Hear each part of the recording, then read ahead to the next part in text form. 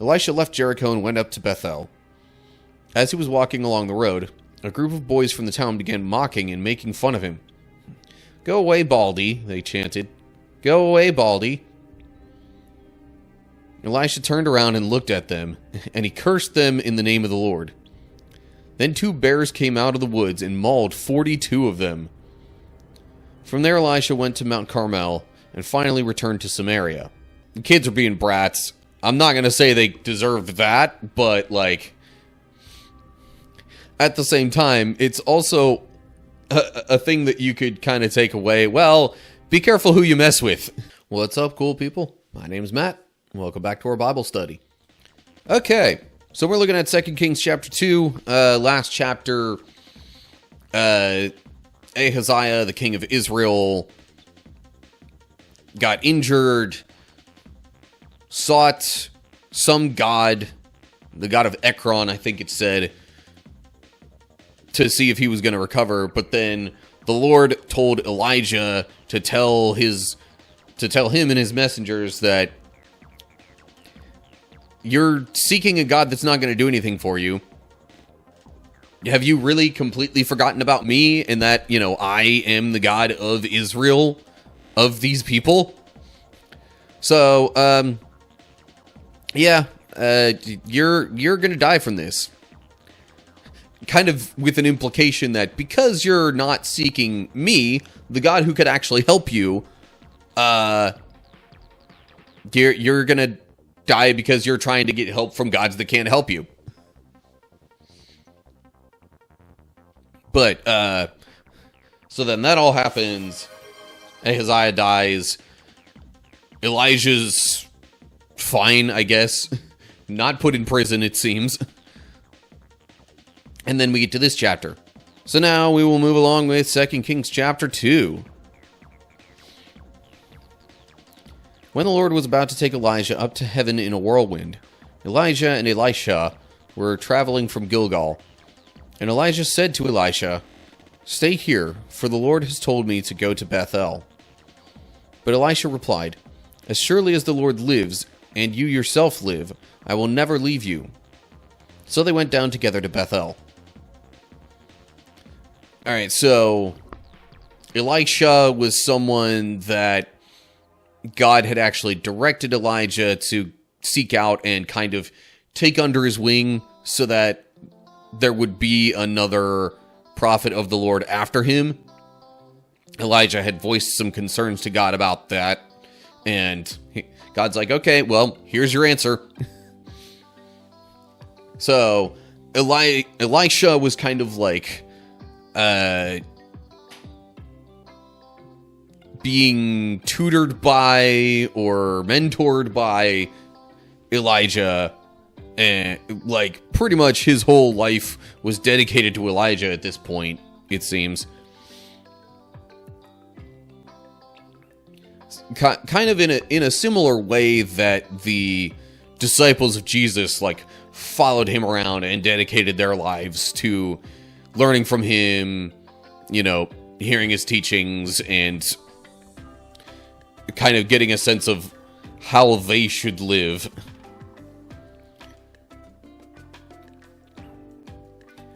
Okay.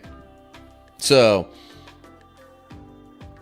I guess Elijah is about to be taken to heaven, tells his apprentice to wait, but Elisha is like, nope, I'm going with you. Because my life is pretty much all about you and learning from you, following you. So, whatever I could possibly gain out of this, I'm going. Of course, it doesn't say that he told Elisha that he was going to be taken up to heaven in this instance. But let me not carry on too much with my own little tangential thoughts, and I'll keep reading. Verse 3. The group of prophets from Bethel came to Elisha and asked him, "Did you know that the Lord is going to take your master away from you today?" "Of course I know," Elisha answered, "but be quiet about it." Then Elisha said to Elisha, "Stay here, for the Lord has told me to go to Jericho." But Elisha replied again, As surely as the Lord lives and you yourself live, I will never leave you. So they went on together to Jericho. Okay, so pretty much the same thing as before, except now it's made abundantly clear to Elisha that his master, mentor, whatever you want to call Elijah, is going to be taken away from him, you know, as they're on this journey. But Elisha's sticking with it. Gonna be with his mentor and hopefully friend to the bitter end, so to speak. Although I guess we'll see if it's actually bitter in any particular sense as we continue. Okay, so they go to Jericho. And then verse 5. Then the group of prophets from Jericho came to Elisha and asked him, "Did you know that the Lord is going to take your master away from you today?" "Of course I know," Elisha answered, "but be quiet about it." Then Elijah said to Elisha, "Stay here, for the Lord has told me to go to the Jordan River." But again Elisha replied, "As surely as the Lord lives and you yourself live, I will never leave you." So they went on together. Okay, that makes 3 times now. Kind of almost brings to mind some other moments of, for example, Jesus, you know, asking Peter whether or not Peter loves him, and kind of, you know, just affirming the dedication. And this is similarly affirming Elisha's dedication to Elijah to stick with him. And even if this is going to be something that he ultimately doesn't want, I'm sure Elisha doesn't want to, you know, be removed from his friend, mentor, teacher. Like, he knows it's going to happen, but he's still willing to stick with it just to gain whatever he possibly can from it, and to show that he's dedicated to following Elijah as far as he can. So now they're headed to the Jordan River together, and then we pick it up in verse 7. 50 men from the group of prophets also went and watched from a distance as Elijah and Elisha stopped beside the Jordan River. Then Elijah folded his cloak together and struck the water with it. The river divided, and the 2 of them went across on dry ground. That actually, okay, is kind of reminiscent of, well, I guess in a sense the opposite of what the Israelites did when they crossed the Jordan River to go into the Promised Land. And they even did that at the spot where Jericho would have been the nearest major city. So it's like Elijah is doing the reverse here. Okay, verse 9. When they came to the other side, Elijah said to Elisha, "Tell me what I can do for you before I am taken away." And Elisha replied, "Please let me inherit a double share of your spirit and become your successor." "You have asked a difficult thing," Elijah replied. "If you see me when I am taken from you, then you will get your request. But if not, then you won't." See, that almost implies to me that it's like, well, it's not exactly up to me whether you get the same spirit that I have. Because, I mean, ultimately, it was God's spirit that, you know, allowed Elijah to do all his miracles and, you know, prophesy so well and accurately in God's name. So it really was under God's control, not Elijah's. But I guess he, like, kind of leaves it up to a test, or leaves Elisha a sign so that he'll know whether or not his request has been fulfilled.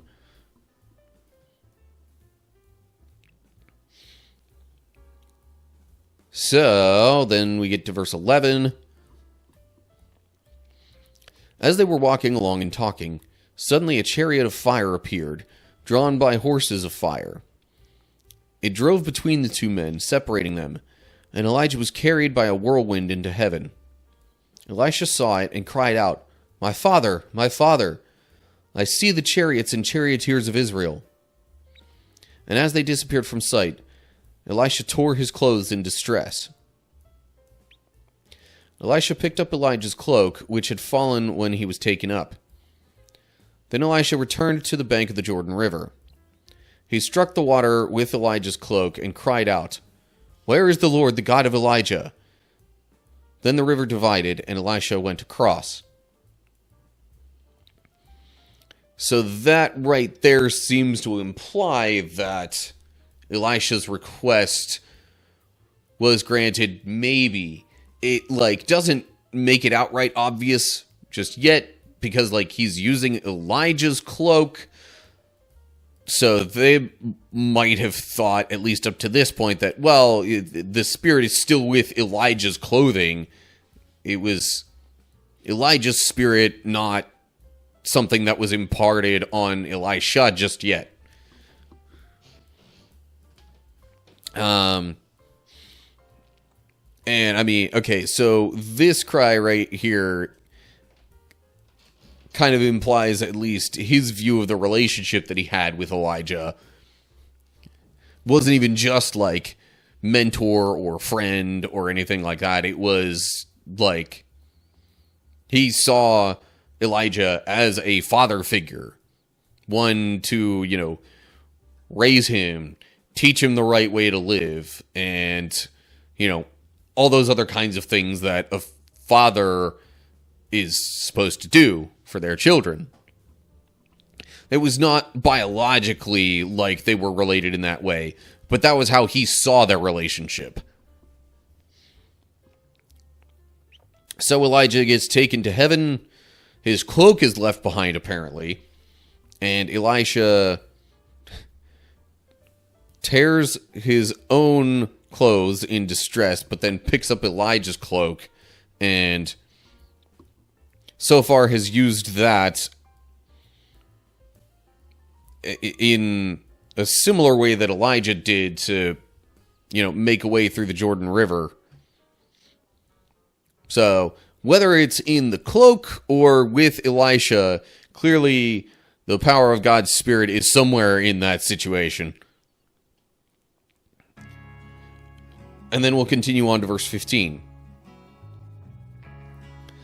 When the group of prophets from Jericho saw from a distance what happened, they exclaimed, "Elijah's spirit rests upon Elisha." And they went to meet him and bowed to the ground before him.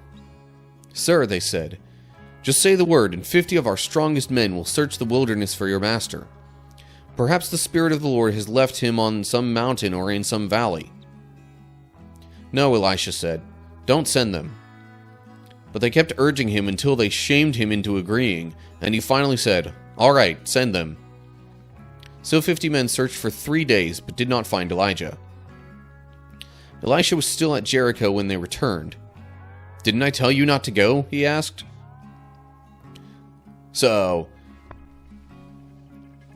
now it's been at least kind of verbally confirmed by others that Elisha now has, the spirit that was with Elijah, which is really God's spirit. Like I said, the previous thing sort of implied it, or at least that it was possible. Now it's kind of stated more outright. I guess it seemed clearer to them, since they were able to actually see it happen.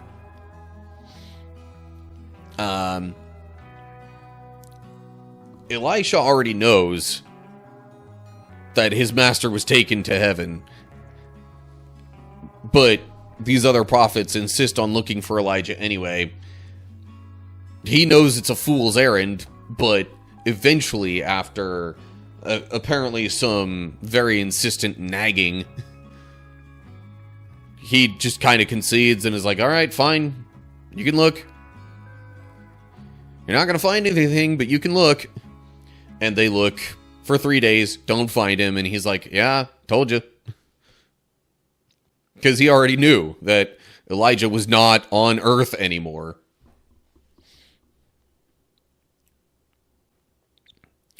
Okay. So then I guess we'll get a little peek at what Elisha does now that he's kind of officially taken Elijah's place. Verse 19. One day the leaders of the town of Jericho visited Elisha. We have a problem, my lord, they told him. This town is located in pleasant surroundings, as you can see, but the water is bad and the land is unproductive. Elisha said, bring me a new bowl with salt in it. So they brought it to him. Then he went out to the spring that supplied the town with water and threw the salt into it. And he said, this is what the Lord says. I have purified this water. It will no longer cause death or infertility. And the water has remained pure ever since, just as Elisha said. Elisha left Jericho and went up to Bethel. As he was walking along the road, a group of boys from the town began mocking and making fun of him. Go away, Baldy, they chanted. Go away, Baldy. Elisha turned around and looked at them, and he cursed them in the name of the Lord. Then 2 bears came out of the woods and mauled 42 of them.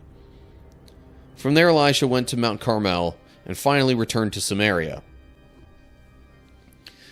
Returned to Samaria because that was the capital of the northern kingdom of Israel, which is where Elijah had been working and prophesying and all that.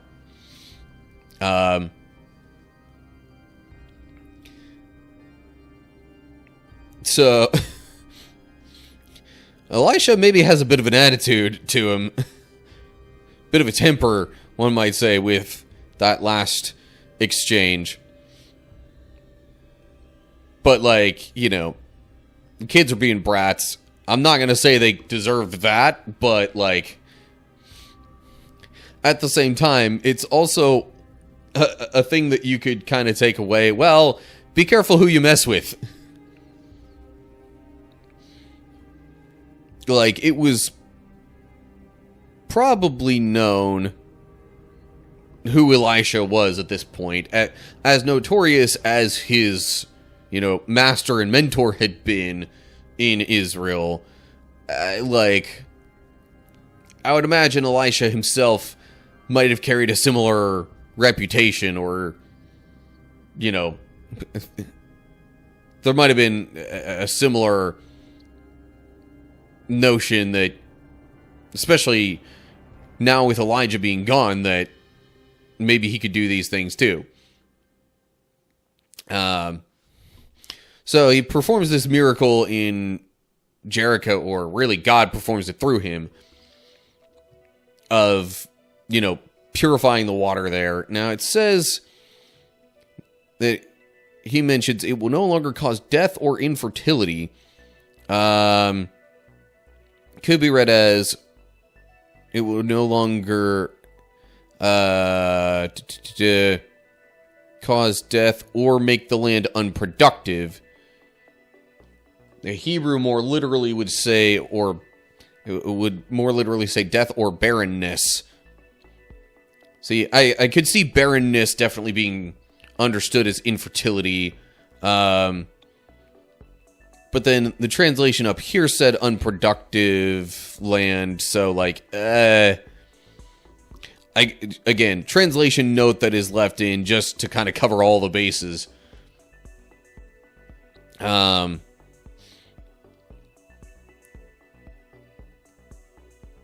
So whatever the water had been doing, it's fine after Elisha did that.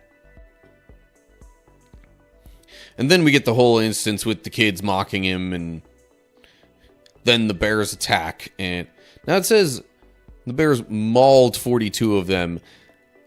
That would imply that they were at least significantly wounded. Not necessarily that they died, but could have died. Mauled is a bit of a vague. It's a vague enough word for what happened that it's like we're not entirely sure how these boys turned out after this. Maybe other translations would make that a bit clearer. So, feel free to look at other Bible translations as well to see if they have some different wording in that section or any of these. Maybe that'll help clarify things a little more. But anyway, so yeah, then like I said, Elisha goes to Samaria, like the capital of the kingdom of Israel, to essentially resume his master's work. And yeah, that's all we get for 2 Kings chapter 2. Alright, so Elijah's taken up to heaven. His protege, Elisha, gets bestowed with the Spirit of God, essentially. Because that's really the spirit that Elijah had. And now it's his turn to step up, prophesy, perform miracles, do all sorts of stuff like that. And I just want to emphasize at the end there, like, yeah, okay, it seems harsh, but we only get a little snippet of the story, you know, as far as these boys and what they were actually like. But the fact that God was willing to have that happen really, I think, boils down to two possible explanations. Number one, he wanted to make sure that it was clear that Elisha had, you know, the gifting of the Spirit, that he had some of the power that could be utilized through that. And or, reason number two, those boys were just total brats and deserved it. Like, they were not going to be helpful contributors to society. I mean, you got a snippet of the kind of attitude they had. Not exactly great, so it's not too far-fetched to think that, like, yeah, they really just deserved it. But, anyway, yeah. I guess maybe we'll hear more about Elisha in upcoming chapters, but that's all we got for now. So, as always, like and share if you enjoyed the video, subscribe to the channel to see more as I post them. Look down in the description for links to social media pages and all sorts of good stuff like my supporter page, Discord server, all sorts of different ways to interact, support, and, you know, engage with what I do online here. And, of course, another simple way to engage, leave comments down below with any thoughts or questions or whatever. So, that's going to do it. Hope you're all doing well. Hopefully I'll see you soon for another video. But whatever the case is, till next time, stay cool, people.